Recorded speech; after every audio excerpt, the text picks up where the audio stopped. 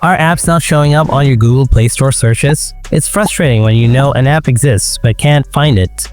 It might happen due to some app glitch. It might happen due to cache file. Well, no worries, because in this video, I'm going to show you how you can solve this problem without a sweat. Let's get started. Solution 1. Clear cache. First, go to your settings, then scroll down and tap on apps. Now find and tap on the App Store. Then go to storage and tap on clear cache and clear data. Solution 2. Update the Play Store. To do that, first open up your Play Store, then tap on your profile. Now tap on settings, then scroll down a bit, and here you can see the Play Store version.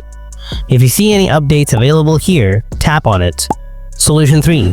Use a VPN. Download a reliable VPN app from the Play Store. Open the VPN and connect to a country where the app is available. You can connect to USA. Hopefully one of these solutions helped you find those missing apps. Which fix worked for you? Let me know in the comment section below.